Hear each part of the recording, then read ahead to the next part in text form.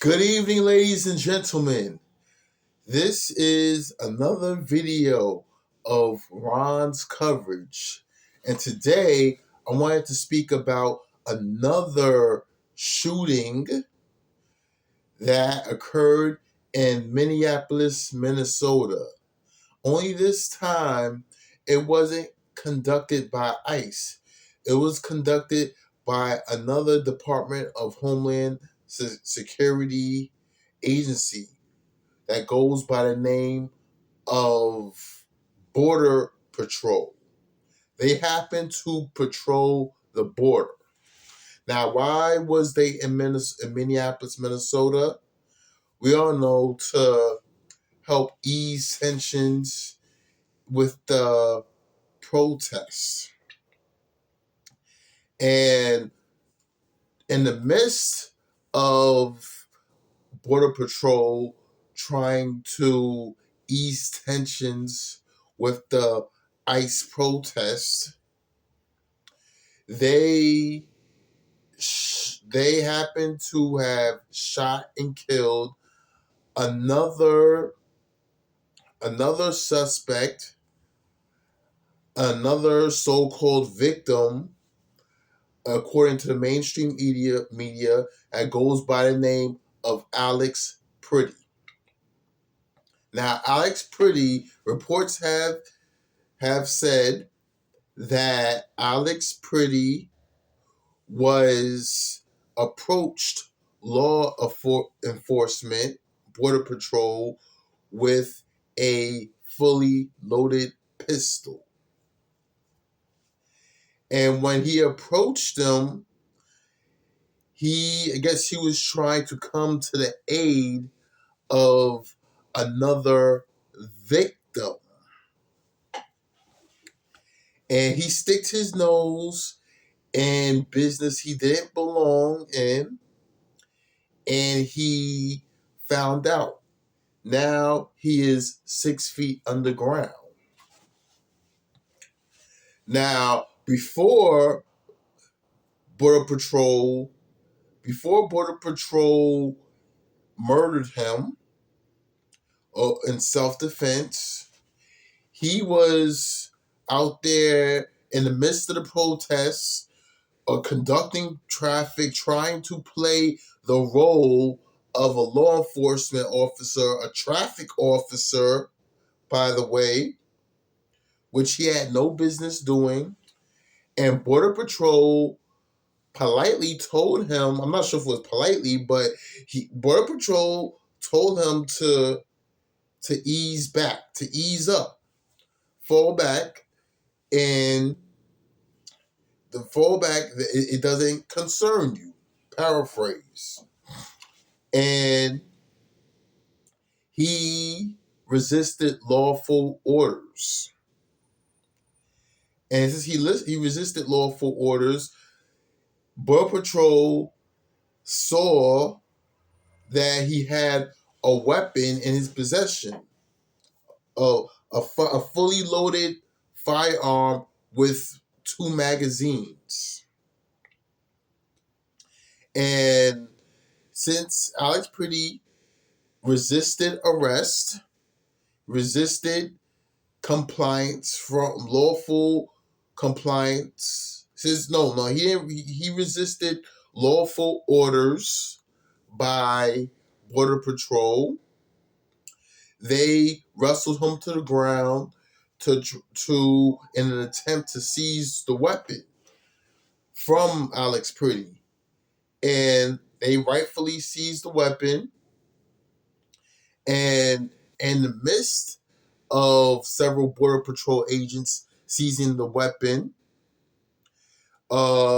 he quickly put his hand in the area where the weapon was previously, and it's another incident of law enforcement believing that he had another firearm in his possession. And since they thought he had another firearm in his possession, they retaliated in self-defense and and fired their weapon. The officer fired his weapon several times with the belief that he had another firearm. Well, this is similar to the Renee Good situation where the cop had a perception that he was in danger. The officer quickly retaliated. This is just like the Renee Good situation, with the belief that he possessed another firearm. Now, I would like to refer to the Supreme Court case that occurred in 1985, stating that the officer legally has the right to retaliate in self-defense if he perceives the suspect to be a threat. So that perception played in both situations of the Renee Good and Alex Pretti. The officers quickly fired a weapon in retaliation in self-defense with the belief that they had a weapon and that they posed a threat to their livelihood. So what this situation calls for is for people should be more smart. People should make better decisions in regards to dealing with law enforcement. Whenever law enforcement gives an order, you must comply. Something that both of these individuals, Alex Pretti and Renee Good, did not do. They did not comply to the lawful orders of law enforcement. So now they are 6 feet underground. Now, morally, is it right? Morally, no. However, legally, sorry I gotta tell you guys, but legally it's justified. So why are these individuals resisting arrest? That's what it stems from. It stems from these individuals resisting arrest. Now, whenever a cop gives a lawful order, you must comply. One of my cousins, my cousin's stepfather told me the same thing back when I was a teenager. Whenever a cop gives an order, you must comply. And if both of these individuals, Alex Pretti and Renee Good, would have complied, they would still be alive today. But they didn't. Why? Because they wanted to make a political statement on behalf of illegal immigrants. Situations that had nothing to do with them or anyone that they associate themselves with. If they associate, now if the situation pertained to people that they associated with, then I could give them the benefit of the doubt. But I can't give them the benefit of the doubt because they made wrongful decisions. So this one thing about both of these narratives is that it sweeps the narrative under the rug that only black people gets murdered by law enforcement. Now, both of these instances involved white people, Caucasians, as the victims of the law enforcement shootings.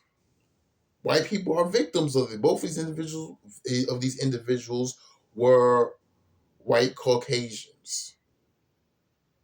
So that sweeps the narrative of only black people getting murdered by police under the rug. So now the Democrats is trying to rally and spearhead an anti-ICE campaign, just like how they did in 2020 with the defund the police movement. Only this time, they're trying to defund ICE. So now the Congress is in the midst of defunding ICE as we speak. The Democrats wants to enact another government shutdown due to them attempting to defund ICE. Who knows how that's going to play out? I don't believe that's going to play out too well now, because the midterms is later this year. At the end of this year, the year just started.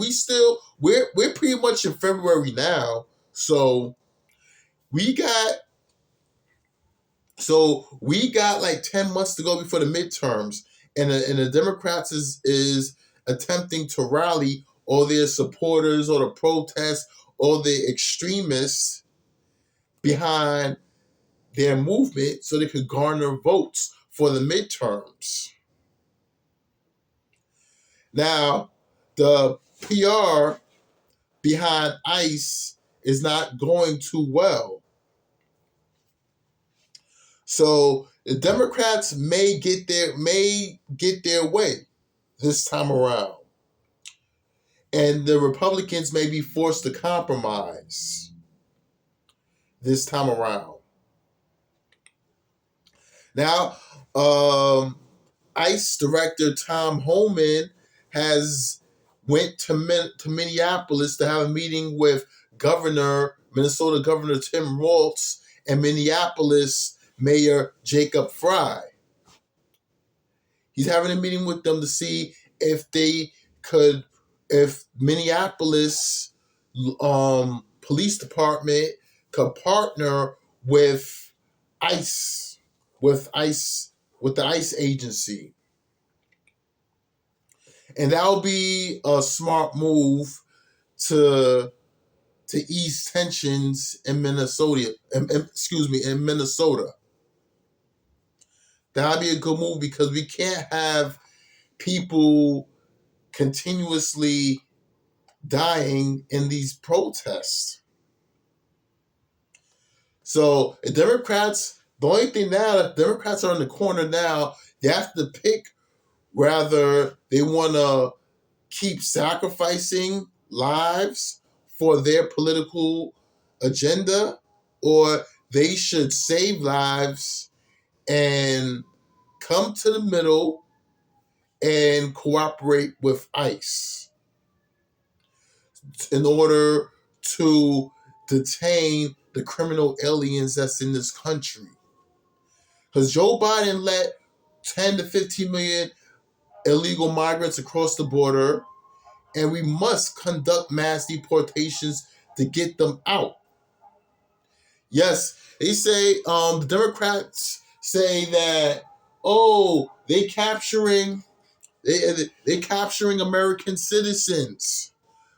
But according to ICE Director Tom Homan, he says that over 70% of the people that they detain are criminal aliens. They have a criminal offense and have somewhat of a criminal record. So if they have a criminal record and they're illegal, they must be deported back.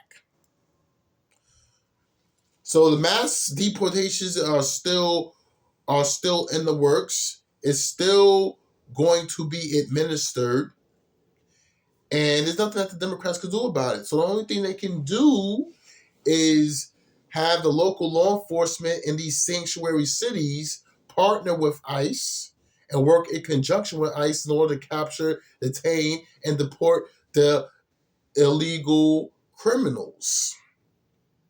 The illegal aliens, more specifically, the illegal aliens that has a criminal record. So if you come in this country illegally, you must be deported. So the Democrats should chunk it up and just save lives and just partner with ICE. The local law enforcement in these sanctuary cities work in conjunction with ICE to capture, detain, and deport the illegal aliens that has a criminal record. But anyway, that's my 2 cents for this matter. And I will catch y'all on my next video of Ron's coverage. If you like this video, hit like, subscribe, and leave a comment. Let me know what you think, and I'll get back to y'all in my next video. Peace.